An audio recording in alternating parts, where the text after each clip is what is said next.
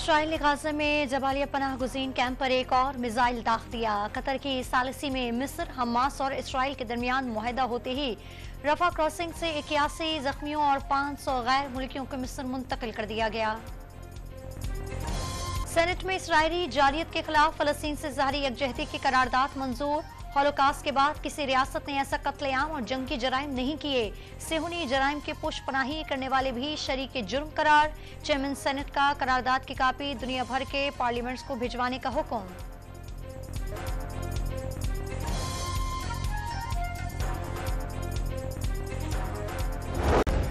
Supreme court ने फैजाबाद धरना case में वजारत दिफा, IB, MKM और PTI की नजरसानी दरखास्तें वापस लेने पर खारिज कर दी।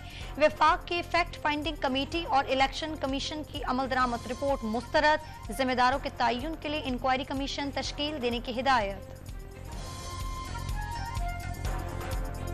PTI सिंध ने इलेक्शन कमीशन से लेवल प्लेइंग फील्ड फराहम न करने पर एक्शन लेने की अपील कर दी। खत्मे कारकुनों और रहनुमाओं के खिलाफ कार्रवाइयों पर तहफ्फुजात का इजहार।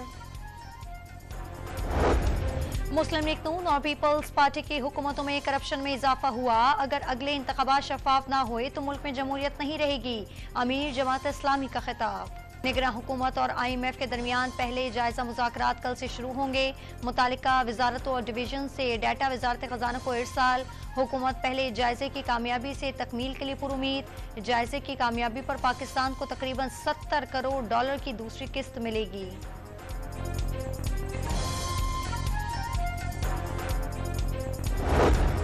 मुल्क में महंगाई की रफ्तार में कमी न आ सकी। अक्टूबर के दौरान महंगाई में 1.08% इजाफा, शरत 26.89% तक जा पहुंची। इदारा शुमारियात की माहाना रिपोर्ट जारी।